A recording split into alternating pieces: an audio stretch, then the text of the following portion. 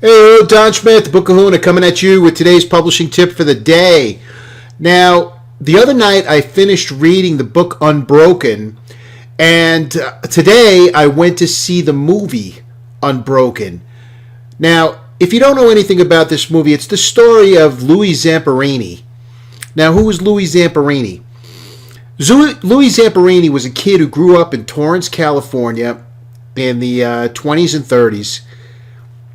Wasn't really a good kid. He was actually a bad kid. His life wasn't going anywhere. Finally, his brother took him under his wing and said, "You know what? You've got a talent, so why don't you start running?" The kid started running, and he was very good at distance. He was good at the mile and the 2 mile, and he ended up actually running some of the fastest times in the nation in the mile and 2 mile for a high school kid, and went to the Olympics in 1936 in Berlin. He ran the 2 mile, and during the course of the race, he turned in the fastest last quarter. Now, the 2 mile on a quarter-mile track is 8 times around.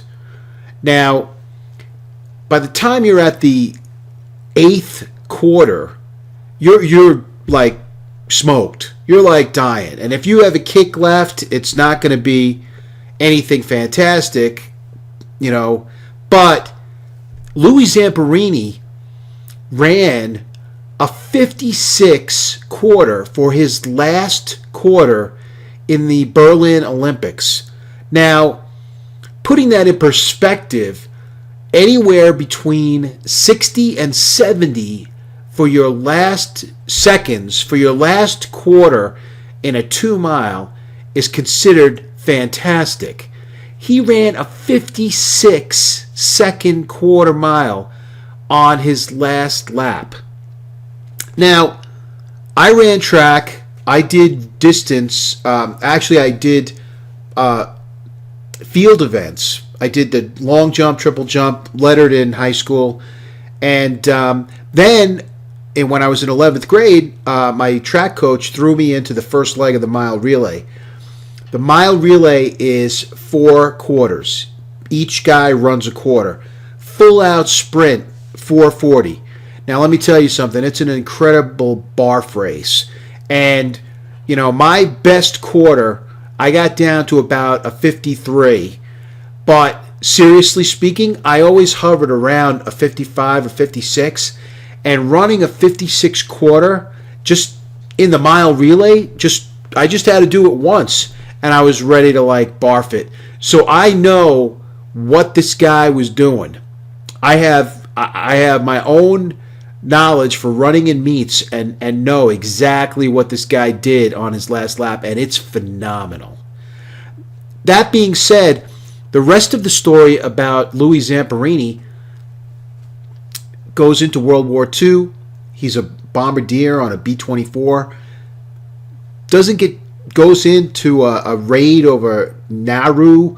They bomb the place. They rip it apart. Get home. Their plane is all shot up, and they make it home. That plane's never going to fly again. They get called to go out on a search and rescue mission for another crew that had to bail out, and they take a plane that's not really ready for prime time, as they used to say. And they end up ditching in the Pacific.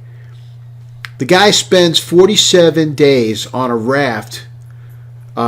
The 3 guys go in. 1 guy doesn't make it. And it's him and the pilot of the plane, his plane, who end up getting rescued 47 days later. Unfortunately, as Louis Zamperini says, I've got good news and bad news. The good news is we've been rescued. The bad news is we've been rescued by the Japanese Navy, which means that they are prisoners of war from 1943 till whenever. This guy went through so many different trials and tribulations in his life that just this segment of his life, that anything that could confront me pales in comparison. I look at this and I say, holy God, 47 days on a raft eating birds and getting attacked by sharks, and then to get picked up by the Japanese and go and be a prisoner of war and get beaten daily and just fed nothing and emaciated, and oh my God, it's like you can't really put into words what this guy endured. And you're almost to the point where it's like, well, was it worth it? But you know what? They always had a hope that we were going to win. The Allies were going to win. And the only thing they needed to do was survive, even if the Japanese tried to implement their kill-all order, which was at the end of the war, all of the prisoners of war that were in Japan, if Japan was going to succumb to the Allies, they were all going to get killed. And there was actually a date set, which was August 22nd. Luckily, Japan surrendered on August 15th, and then the actual ceremonial surrender happened on the Missouri on September 2nd, 1945. I really suggest that you see this movie. It's inspirational. It's if whatever you've got going on in your life, I mean, just watch what this guy had to endure and never gave up. He never gave up. He never had a point where he said, "Oh, that's it. I'm done." He was, and you could tell at times he was breaking, but he never gave in. He never gave in. He fought all the way through. You know, that's the kind of motivation that you need to be an entrepreneur. Fight your way all the way through. Never give up. Never surrender. Dogged determination, which is what I've already blogged about many times. Fight on. Don Schmidt, the Book Kahuna.